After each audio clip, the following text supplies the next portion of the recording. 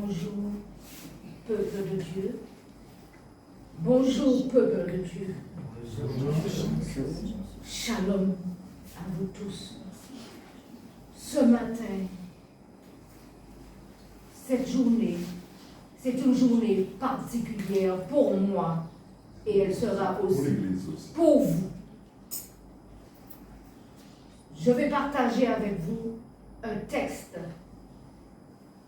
qui est dans mon cœur depuis des années et que je n'avais pas rédigé. Mais depuis que je suis arrivée dans cette église, la nouvelle naissance, ça fait 34 ans, ce texte m'habite et je n'avais pas travaillé. Mon titre est le suivant: Me voici, envoie-moi.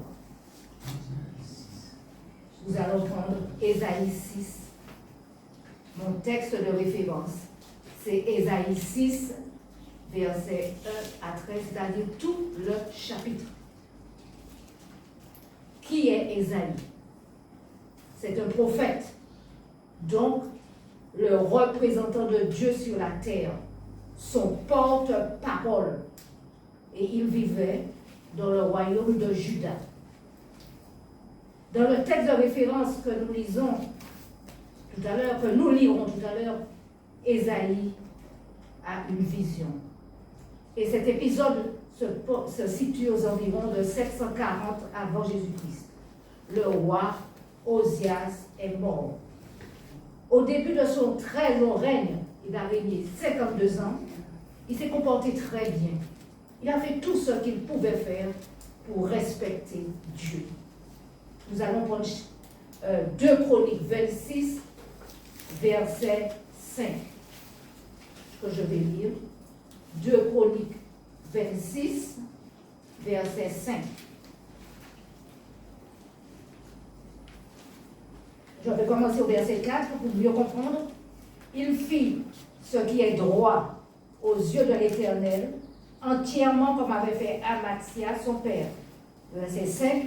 Il s'appliqua à rechercher Dieu pendant la vie de Zacharie, qui avait l'intelligence des visions de Dieu, et dans le temps où il rechercha l'Éternel, Dieu le fit prospérer. Mais son orgueil le perdit lorsqu'il décida d'exercer une fonction réservée aux prêtres.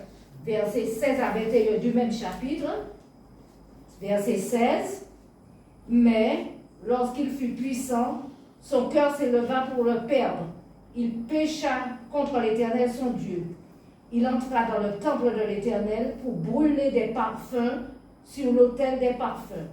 Le sacrificateur Azaria entra après lui avec 80 sacrificateurs de l'Éternel, hommes courageux qui s'opposèrent au roi Osias et lui dirent: Tu n'as pas le droit, Osias, d'offrir des parfums à l'Éternel. Ce droit appartient aux sacrificateurs, fils d'Aaron, qui ont été consacrés pour les offrir. Sors du sanctuaire, car tu commets un péché. Cela ne tournera pas à ton honneur devant l'Éternel Dieu. Verset 19. La colère s'empara d'Osias, qui tenait un encensoir à la main, et comme il s'irritait contre les sacrificateurs, la lèpre éclata sur son front en présence des sacrificateurs dans la maison de l'Éternel, près de l'autel des parfums. Verset 20. Le souverain sacrificateur Azaria et tous les sacrificateurs portèrent le regard sur lui, et voici, il avait la lèpre au front. Ils le mirent précipitamment dehors, et lui-même se hâta de sortir parce que l'Éternel l'avait frappé. Le roi Osias fut lépreux jusqu'au jour de sa mort, et il demeura dans une maison écartée comme lépreux, car il fut exclu de la maison de l'Éternel. Et Jotam, son fils, était à la tête de la maison du roi et jugeait le peuple du pays. Il a été frappé parce qu'il a désobéi. Amen. Le texte commence ainsi. L'année de la mort du roi Osias, le prophète Ésaïe a une vision importante. Nous allons lire Ésaïe Ésaïe 6, versets 1 à 3. Et je vais m'arrêter à certains moments. L'année de la mort du roi Osias, je vis le Seigneur, c'est la vision, assis sur un trône élevé, et les pans de sa robe remplissaient le temple. Le prophète voit le Seigneur Dieu dans sa gloire, le trône élevé, et puis le vêtement, les pans de sa robe remplissaient le temple. Verset 2. Des séraphins se tenaient au-dessus de lui. Qu'est-ce que c'est que des séraphins? Ce sont des créatures célestes ailées. Et nous avons la description des séraphins. Des séraphins se tenaient au-dessus de lui. Ils avaient chacun 6 ailes, 2 dont ils se couvraient la face, 2 dont ils se couvraient les pieds, et 2 dont ils se servaient pour voler. Donc les séraphins sont au-dessus de l'Éternel Dieu, au-dessus du trône. Amen. Et quel est leur rôle? Qu'est-ce qu'ils font? Ils criaient l'un à l'autre et disaient, Saint, Saint, Saint est l'Éternel des armées, toute la terre est pleine de sa gloire. Qu'est-ce qu'ils font, les séraphins? Tout au-dessus de Dieu, ils manifestent la gloire de Dieu, ils prouvent que Dieu est dans la gloire, et alors ils crient, Saint, Saint, Saint est l'Éternel Dieu. Et qu'est-ce qu'ils font? Ils louent le Seigneur et l'adorent. Ils louent le Seigneur et l'adorent. Sa gloire remplit toute la terre. Au verset 3, sa gloire remplit toute la terre. Au verset 4, nous avons une réaction physique. La gloire de l'Éternel est dans ce lieu. Et ça produit quelque chose de physique. Au verset 4, nous lisons, les portes furent ébranlées dans leur fondement par la voix qui retentissait et la maison se remplit de feu. Alors, la gloire de l'Éternel, quand la gloire de l'Éternel est quelque part, il y a des réactions, des manifestations physiques. Et ces manifestations, c'est le tremblement où les portes sont ébranlées et la fumée. On a de la fumée qui se répand dans le lieu. Alors la réaction d'Ésaïe, Ésaïe est quelqu'un de vivant, d'humain, c'est un humain. Il voit dans cette vision la gloire de Dieu. Et puis qu'est-ce qui se passe? Il est surpris. Et il crie au verset 5, malheur à moi, je suis perdu. La gloire de l'Éternel est tellement importante que lui, il reconnaît sa faiblesse. Il dit, je ne suis rien, je suis. Qu'est-ce que je fais là? Il dit, je suis perdu. Car je suis un homme dont les lèvres sont impures. J'habite au milieu d'un peuple dont les lèvres sont impures. Parce que j'ai vu le roi. Moi, je n'existe plus. Je suis rien, je suis rien. Qu'est-ce que je suis pour regarder, voir la gloire de Dieu? Moi, je suis bien. Alors, il est perdu. Je reprends le verset 5. Alors je dis, malheur à moi, je suis perdu, car je suis un homme dont les lèvres sont impures. J'habite au milieu d'un peuple dont les lèvres sont impures. Ce n'est pas moi seulement, c'est tous ceux qui sont autour de moi. Et mes yeux ont vu le roi. Quelle grâce! Quelle grâce Dieu lui a fait voir. Se voir, lui, le roi des rois, le Seigneur des seigneurs. Mes yeux physiques ont vu le roi. Mais je ne suis rien. Qu'est-ce que je suis? Pourquoi Dieu m'a permis de le voir dans sa gloire?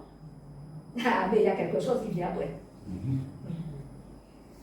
Mais l'un des séraphins vola vers moi, tenant à la main une pierre ardente. Une pierre ardente, c'est quelque chose qui brûle, et qui brûle très fort. Qu'il avait prise sur l'autel avec des pincettes. Et verset 7, il en toucha ma bouche et dit, ceci a touché tes lèvres, ton iniquité est enlevée et ton péché est expié. La gloire de Dieu qui s'est manifestée devant lui a permis qu'il soit pardonné. Amen. Parce qu'il a reconnu qui il était. Il a reconnu ses faiblesses, qu'il n'était rien. Mais Dieu, dans sa magnificence, a fait quoi? a envoyé un ange, un séraphin, pour lui pardonner, lui dire ton péché est expié. Ça, c'est pas merveilleux, ça? Amen. Et il reçoit le pardon, la compassion, l'amour de son Seigneur. Amen. Oh Dieu! Mais alors, le verset 8. Pour moi, ce verset 8, c'est vraiment le summum de ce texte. J'entendis la voix du Seigneur disant, qui enverrai-je?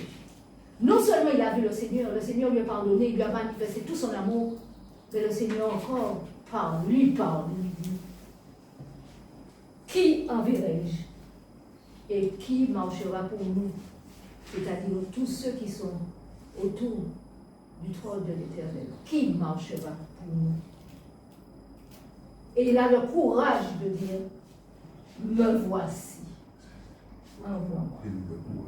Il a le courage de dire, me voici, envoie-moi.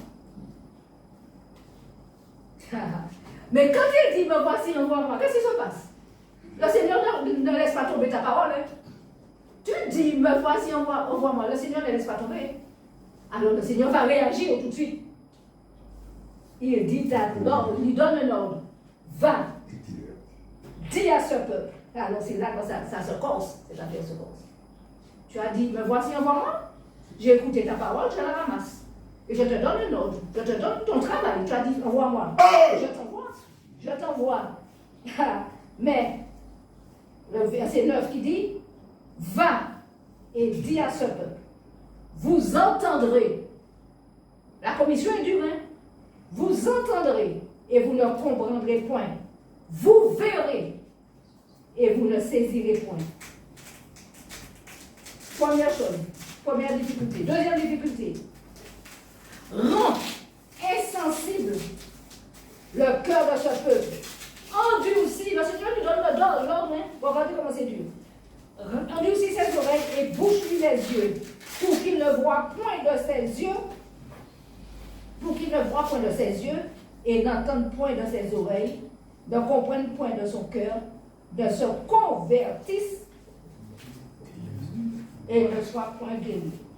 Le travail que le Seigneur lui a donné, c'est un travail, à mon avis, pour moi, presque impossible à réaliser. Si on n'a pas la force de Dieu en nous, on ne peut pas comprendre pourquoi Dieu lui donne cet ordre. Je reprends le texte. Va et dis à ce peuple, vous entendrez et vous ne comprendrez point. Vous verrez et vous ne saisirez point. Et il lui dit encore, verset 10, rends insensible le cœur de ce peuple, endurcis ses oreilles, bouche-lui les yeux, pour qu'il ne voie point de ses yeux et n'entende point de ses oreilles, ne comprenne point de son cœur, ne se convertisse point de son point. Alors, ce n'est pas la peine d'aller humblement. Ce n'est pas la peine d'aller vers ce peuple. Puisque tu me dis de les mettre à l'envers. Au lieu qu'ils m'écoutent, qu'ils me suivent, tu me dis de les mettre à l'envers. Dieu est Dieu. Il sait ce qu'il fait et pourquoi il dit à son serviteur d'agir de cette manière. Mais, Ésaïe, c'était vraiment l'homme de Dieu. Il accepte ce que Dieu lui donne de faire. Et il dit, jusqu'à quand, Seigneur? Parce qu'il sait que ça ne pourra pas durer. Parce qu'il sait que Dieu a un projet pour l'humanité. Amen. Amen. Amen. Et Dieu lui répond. N'est-ce pas merveilleux que Dieu lui réponde? Il lui répondit, jusqu'à ce que les villes soient dévastées. Encore quelque chose de terrible. Et privées d'habitants. Jusqu'à ce qu'il n'y ait plus personne dans les maisons. Que le pays soit ravagé par la solitude. Jusqu'à ce que l'Éternel ait éloigné les hommes et que le pays devienne un immense désert. Donc ça va durer. Ça va durer. Ça va durer. Et pourquoi ça va durer? Parce que le peuple est dans l'abomination devant l'Éternel. Ouais. Mais le verset 13, il dit, et reste encore un 10e des habitants, ils reviendront pour être la proie des flammes. C'est pas terminé. Mais comme le térébinthe et le chêne conservent leur tronc quand ils sont abattus, une sainte postérité renaîtra de ce peuple. Parce que Dieu n'est pas là pour détruire. Il corrige, il ne détruit pas. Il y a toujours un espoir, il y a toujours une espérance pour le peuple. Amen. Ce que j'ai retenu de ce texte, Dieu est saint. Et il nous réclame d'être saints. Comme dans Lévitique 19, verset 2b, je vais prendre. Lévitique 19, verset 2b.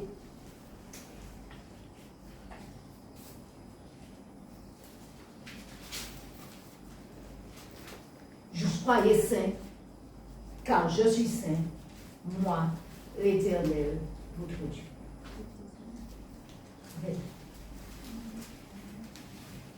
Dieu, notre Dieu, est parfait et il pardonne.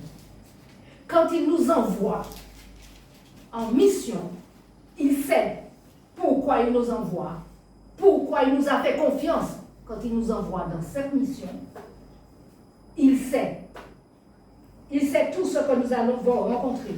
Il connaît les difficultés qui vont nous faire trembler. Mais il sait aussi que lorsque nous lui faisons confiance, nous réussirons notre mission. Amen. Amen. Dieu, dans ce texte, dit aussi qu'il pratique le jugement. Il pratique le jugement, mais il donne l'espérance. Amen. Et là, parce qu'il annonce toujours qu'il est avec le peuple, tous ceux qui l'aiment. Il est avec tous ceux qui écoutent sa voix, tous ceux qui cherchent à lui obéir. Dieu nous montre qu'il est avec eux. Amen. Faisons ce que l'Éternel Dieu réclame de nous. Et en conclusion, nous allons lire, et c'est ce matin que le Seigneur m'a donné cette conclusion, Ésaïe 26, verset 3, que je vais prendre. Ésaïe 26, verset 3. À celui qui est ferme dans ses sentiments, tu assures la paix. La paix parce qu'il se confie en toi. Soyez tous bénis. Amen. Amen.